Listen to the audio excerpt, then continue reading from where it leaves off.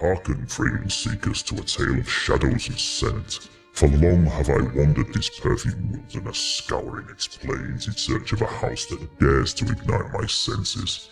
A creator of fragrance bold enough to stand apart from the dreary throng of soulless celebrity cash-ins and overpriced bland concoctions that plague our world. But today, my friends, the veil is lifted, and we step together into a realm of darkness and mystery. Together I bring forth Cursed, a British fragrance house that channels the arcane, summoning perfumed elixirs for the alternative, the untamed and the fearless. Let us wander together through the night, guided by the haunting allure of Cursed. Yes, hello again all you wonderful smelling people, and welcome back to another episode of Mags Frags, where it's the fragrance that's the star of the show. My name's Paul, and it's my mission to introduce you to your next perfect signature scent. Today we're going to go somewhere a little bit darker and more mysterious with a brand called Cursed. They're based right here in the UK, and they specialise in creating darker, more unconventional perfumes for alternative and edgy people who have more of a desire for something a little bit more out of the ordinary. They've put together a lineup of 8 fragrances, 4 with a traditionally masculine vibe called the Devil Collection, and 4 that lean more feminine under the Deville Collection name. Although the brand are keen to stress that on their website that all 8 of these can be worn by anybody, and it's just kind of a reference point just to help the blind buying process. All of these are eau de parfums with a strong 25% oil concentration, so you are getting a powerful scent that lasts. If you want to buy a full bottle, they're priced at between £75 and £79 for a 100ml bottle size. But you can also try them out first with these little 3ml sample packs, which is what I've done, and picked all 8 up in the hope that 1 or 2 of them might be full bottle worthy. You can either buy them individually priced at £6 each, or as a pack of 4 based on the Devil or the Deville collections, and then they're £20 for the full set of 4. On top of that, you get 10% discount off your first order by signing up to their website. All these fragrances are cruelty-free and vegan-friendly, and I just want to quickly mention that this is in no way a sponsored review, and I'm not affiliated with the brand in any way. I simply came across them online and thought that they bring something unique and interesting to the table for you guys to explore, so I purchased them using my own money, and Cursed didn't send these out for review. That means you can totally be confident that these are my own opinions and I'm not being influenced to promote this brand in a certain way. Okay, so first up is this one called From Hell, which is part of the Devil's Collection. And I just want to say from the outset how great the presentation is with these little samples. You get a full colour glossy card which contains a full story about the scent, as well as a brief description and also a full note breakdown and a few pictures at the bottom, which is really helpful. This one is described as a hypnotic amber heavy scent with an intriguing sandalwood as the only top note. In the heart there's blackened styrax, benzoin, siam and patchouli leaf, and this sits on a base of ambroxan resin and black amber. Okay, so with a name as striking as From Hell, you might brace yourself for something punishingly dark, challenging and even borderline unwearable. And when I first looked at the note breakdown, I fully expected a gritty, raw, maybe even filthy scent experience. These are heavy, smouldering notes, so it was reasonable to assume that From Hell would be a bombastic, harsh, or even polarising fragrance. But what a surprise, this scent completely flipped my expectations on the head. Despite the intimidating theme and dark-sounding note pyramid, From Hell is actually quite laid back, smooth and an easy-to-wear scent.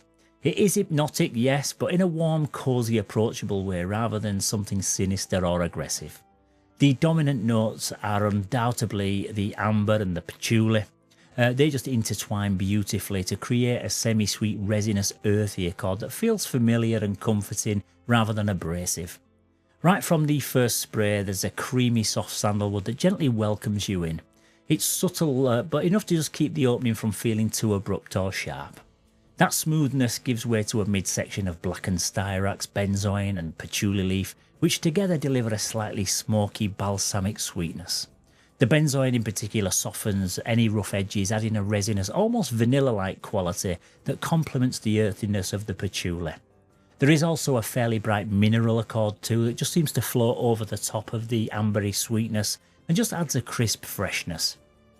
In the base, the ambroxan resin and black amber continue the warm, enveloping theme. There's a dark quality here. Sure, it is from hell after all, but the darkness is more mysterious and cosy than truly menacing. The ambroxan lifts the composition ever so slightly, preventing it from getting too dense or cloying, while the black amber anchors everything with a subtle smokiness. Overall, the composition feels balanced and well-rounded. There's no harsh animalic funk, no ashy tar, no suffocating oud or overpowering spice. Just a wearable resinous amber scent with a grounded earthiness that comes from the patchouli. In other words, it smells far more refined and modern than its name might suggest. In terms of performance, it leans more on the intimate side, and this won't be a room-filling beast, but those close to you will definitely catch delicious wafts of it.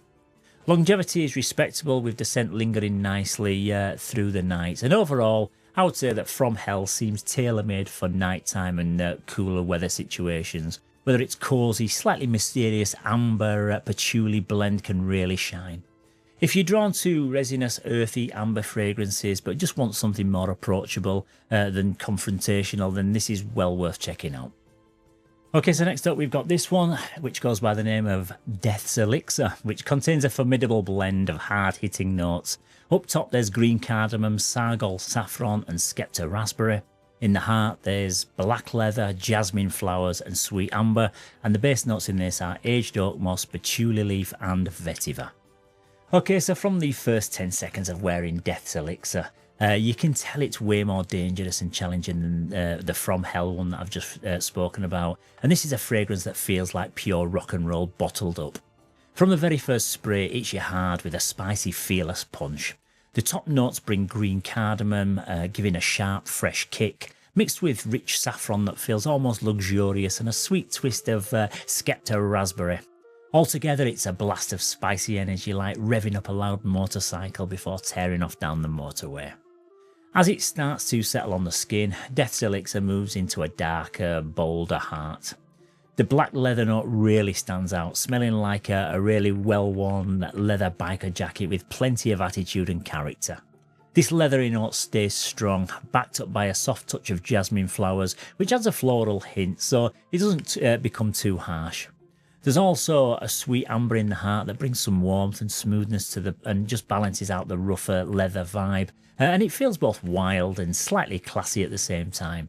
Bit like a rocker who knows how to clean up when he wants to. When it dries down, the base notes kick in with a greener, earthier style. You get aged oak moss, which adds a mossy, slightly forest-like feel, along with patchouli leaf and vetiver, which bring a natural earthy greenness that just sticks around right to the end of the scent. The leather still holds strong all the way through though, but these earthy elements just give it a deeper, more grounded feeling, like riding through the woods on this same motorcycle. If you've got a deeper understanding of fragrances and have smelled quite a lot of different ones, then you are going to pick up on an obvious similarity to Tom Ford's Tuscan Leather when you smell this one for the first time. It's pretty similar and made me think of that one straight away, but I no longer own a bottle for myself, so I can't give you a direct comparison, but it's definitely in the same kind of ballpark as the Tuscan Leather. Performance is super solid on this one too, with very strong projection that won't have trouble filling a room whilst sticking around for hours. Overall, Death's Elixir is bold, edgy and full of attitude. It has that spicy punch, a strong leather backbone and a rich earthy finish that makes it stand out from the crowd. If you want a fragrance that feels fearless, confident and a bit dangerous, then Death's Elixir is definitely your ticket to ride. Okay, so the third one today is called Pretty as Poison, and this is part of the Deville collection, so in theory it should lean a touch more feminine. The top notes in this are Tartarian black cherry, black amber plum and bitter almond. In the heart of the scent we've got aged liqueur and midnight velvet rose, and the base notes in this one are vanilla obscura and Ceylon cinnamon. Yeah, so Pretty as Poison is a fragrance that feels like a midnight fairy tale. From the first spray it pulls you into a dark juicy world with its top notes of Tartarian black cherry, black amber plum and bitter almond. Right away you get a rush of rich, deep cherry, almost syrupy, but with a dark edge, balanced by the juicy plum and a slightly nutty bitter almond twist. It's sweet, but in a way that feels mysterious and almost dangerous. As it settles, the heart of the fragrance reveals aged liquor and midnight velvet rose. The boozy note of the liqueur brings a grown-up luxurious vibe, making it feel rich and a bit seductive. The rose isn't your typical fresh rose either, it's dark, velvety and smooth, adding a soft floral layer that just mixes beautifully with the liqueur. Together they create a feeling of a late night candlelit moment, moody and a little gothic. In the dry down, Pretty as Poison wraps everything up in a warm, cosy base of vanilla obscura and Ceylon cinnamon, and the vanilla feels thick and creamy, adding a comforting sweetness, whilst the cinnamon brings a hint of spicy warmth that just makes the whole scent glow. This base note lingers on your skin for hours, giving off a sweet, spicy and dark vibe that is addictive and very comforting at the same time. Overall, Pretty as Poison is a fragrance for people who like their sweetness with a bit of bite. It's rich, dark, boozy and warm, with enough depth just to make it feel unique and memorable. If you want to smell like a sweet but dangerous fairy tale, something beautiful with a hidden twist, Pretty as Poison is well worth trying out. It's perfect for cooler nights, date nights, or anytime you don't want to smell a little bit wicked and a lot irresistible. Again, if you own lots of different fragrances, then think of a darker version of Tom Ford's Lost Cherry. Maybe even Cherry Smoke, which is a richer, full-bodied take on the original. And that's kind of what you're going to get with this one. It's not identical to the Cherry Smoke, but it's just a really dark cherry that's the dominant one in this one. Right, so moving on to the fourth one now, and this next one is called Ritual Spirit. And if you're after something dark, daring and truly intimidating, then this might just be your ultimate portion. This is not your average fragrance, it's a deep, mysterious scent that feels kind of straight out of an unholy ritual. And according to the card inside, it's steeped in the darkest incantations known and can unlock the gates separating us from the damned, or so it says. Pretty dramatic stuff, eh? But honestly, it does smell as intense as what it sounds. The top notes in this one are tobacco leaf and ritual spices. In the heart, we've got vanilla absolute, Trinitario cacao, roasted tonka beans and tobacco blossom. And in the base we've got dried fruits, infernal smoke and precious woods. Okay, so right from the very first spray, Ritual Spirit hits you with a strong blast of aged tobacco leaf. It's a rich and slightly dry note, giving off a sense of something time-worn and powerful. Mixed into this is a swirl of secret ritual spices. Think pepper, clove, maybe even a whisper of incense that makes it feel almost magical, like something a dark priest would sprinkle on burning coals. As the top fades, you start to sense a creamy sweetness underneath. There's a thick vanilla absolute, paired beautifully with the rich cacao and roasted tonka beans, which together create a warm, almost edible vibe, but with a dangerous twist. The tobacco blossom keeps things smoky and brooding, stopping the sweetness from ever feeling too cosy. It's the heart of the fragrance where you really feel like you're standing at the gates of the underworld, breathing in something forbidden. Finally, as everything settles, Ritual Spirit reveals its base. Dried fruits bring a dark, jammy richness, while a haze of infernal smoke just drifts through. It's like the embers of a fire left burning after a midnight ritual. Precious woods support everything with a sturdy, almost ancient smell, adding to the sense of something timeless and unstoppable. This is not a scent for beginners or for anyone who wants to smell clean and fresh. Ritual Spirit is meant to intimidate. It's powerful, masculine, smoky and mysterious. Perfect for people who want to make a statement and for those who just love the idea of a fragrance that feels almost like a dark spell. If you're into bold, challenging scents with a gothic or occult vibe, then this will absolutely be up your alley. It's a unique smelling scent and smells nothing like anything that I've currently got in my collection. I'd say this works best in the colder months of the year and also at night. It's too heavy for hot weather or daytimes, but perfect for dark evenings, gothic parties, or even as a signature scent if you like to keep things on a sinister side all year round. It's smoky, spicy, sweet and sinister, all rolled into one. If you dare to wear it, you'll be carrying the scent of dark magic and forbidden rituals wherever you go. Just be warned though, this one will turn heads and might even scare a few people off. The performance again is excellent, although it does stick a little bit closer to the skin than some of the others in this collection. Okay, next up is this one that goes by the name of Moonstruck, and the top notes in this are black coffee, frosted jasmine and sweet licorice. In the heart, we've got pink pepper and vanilla absolute, and the base notes in this are patchouli leaf and ambroxan. Okay, so let me take you on a journey under the pale glow of the moon. Moonstruck is a fragrance that feels like a secret that's been whispered at midnight. Mysterious, soft, yet hauntingly beautiful.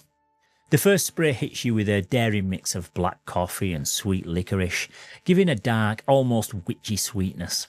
It's balanced by frosted jasmine, a cold, shimmering floral note that feels like moonlight itself. Together, these top notes awaken your senses like a midnight ritual. And as it dries and settles down, you start to sense the pink pepper adding a gentle sparkle, like the twinkle of stars in a black sky. Then the vanilla absolute starts to come through, comforting and creamy, softening the darkness and wrapping you in a gothic romantic embrace. In the base, patchouli leaf provides an earthy depth, grounding the fragrance, while ambroxan adds a soft, clean, musky finish that just helps it last for hours on the skin. Overall, Moonstruck has a nice balance of floral, sweet and earthy notes that blend in a smooth, well-rounded way. It definitely feels like an evening or a night out fragrance, leaning feminine but with a soft gothic twist. Think dark lace, a velvet dress and a secret smiling candlelight. It is powerful but gentle, just like moonlight, ethereal, otherworldly and a bit enchanting. If you're drawn to fragrances that are floral yet nocturnal, sweet but spiced and a little bit magical, Moonstruck is definitely worth exploring. It's not just a perfume, it's a moonlit spell in a bottle. Okay, so the sixth one today, we have got one called Vampire and Veil, which is another one from the Deville collection and is a scent that feels like stepping into a dark fairy tale, rich, mysterious and a little dangerous, so let's break this one down. The top notes in this are sargol saffron, jasmine flowers and crimson strawberry. In the heart we've got burnt sugar and fir tree resin. And the base notes in this one are ambroxan crystals and also black amber. Okay, so from when you first spray Vampire and Veil, you're greeted by a burst of sargol saffron, which adds a slightly spicy, warm feel, almost like a hidden treasure. Right alongside it, the jasmine flowers open up, floral and airy, giving the fragrance a ghostly, delicate touch. Then out of nowhere, the crimson strawberry hits, juicy, red and sweet, almost like a forbidden fruit, and you know you shouldn't taste it, but you just can't resist. As it starts to settle, things get even more interesting. The heart of the fragrance has got burnt sugar, which smells like caramel that's just been taken right to the edge, rich, smoky, sweet and addictive. This mixes beautifully with the fir tree resin, which brings a forest-like earthy freshness, balancing out all the sugary sweetness of the strawberry and the caramel accord. It feels like you're wandering through a dark pine forest eating a scorched caramel sweet treat. Finally, as the scent dries down, you get the ambroxan crystals and you also get the black amber, so you do get this like sweet, resinous, kind of dark and meaningful base. But it's not too sweet, it's not too sickly. By the time the strawberry wears off, it just becomes more like an ambery sweetness with a slightly sinister vibe. Altogether, Vampire and Veil is sinfully sweet on the whole, but with a sharp gothic twist. The sugar and strawberry feel like a tempting bite of confectionery in the heart of the scent, pierced by the earthy green of fir resin and the floating ghostliness of the jasmine. The ambroxan crystals and the black amber just make sure everything ends in a cosy yet darkly seductive embrace. In short, if you want a fragrance that's sweet but not childish, dark but still wearable, and makes you feel like a vampire princess walking through a midnight forest, this is absolutely worth trying out. Vampire and Veil is both enchanting and haunting, a perfect scent for those who love their sweetness with a hint of danger. You may pick up on a subtle nod to Baccarat Rouge 540, and you definitely do get a 540 vibe from this, but I would say that this is a little bit more sweet and wearable. Okay, so just two more to go now, and the penultimate one in this review is called Kill For Me, and the description of this one inside the card reads, "A notorious villain's signature cologne that embodies his dark legacy of sin. Our most evil elixir, not to be worn during seances or rituals. So according to the guys at Curse, this is the darkest of the bunch and includes top notes of agar wood or oud, green cardamom and Sichuan pepper. In the heart, we've got sandalwood, vanilla absolute and vetiver. And the base notes in this are dalbergia rosewood, roasted tonka bean and black amber.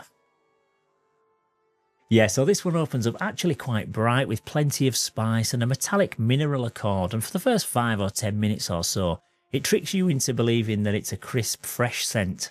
Right from the first spray, Kill For Me hits you with a bold, spicy punch. The top notes combine agar wood, a deep, slightly smoky wood note, green cardamom, which is fresh and a little herbal smelling, and the Sichuan pepper, which brings a tingly and sharp seasoning.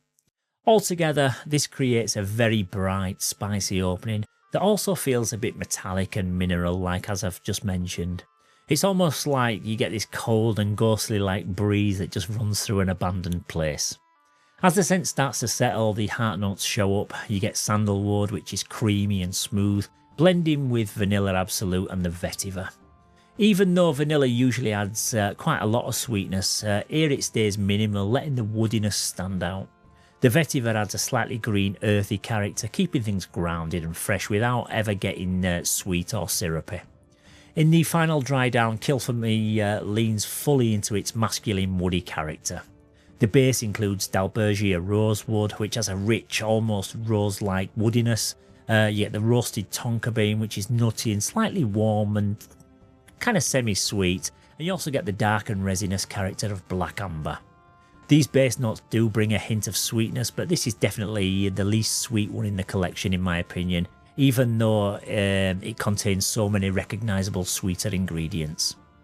Overall, this fragrance is very masculine, confident and complex. It feels like a cold, metallic forest with a rugged edge, and it reminds me a little bit of Creed's Silver Mountain Water because of that sharp metallic edge that it's got, although this has a woodier base layer. It's not the type of fragrance you'd spray on every day in my opinion, but more like something you'd wear when you just want to make more of a bold statement. It might not be super easy to love at first sniff, but it's definitely fascinating, a bit haunting and definitely stands out from the crowd. If you're looking for a fresh, ghostly, woody scent with a mysterious vibe, Kill For Me is definitely worth a try, although it might be more of an occasional signature scent rather than an everyday choice.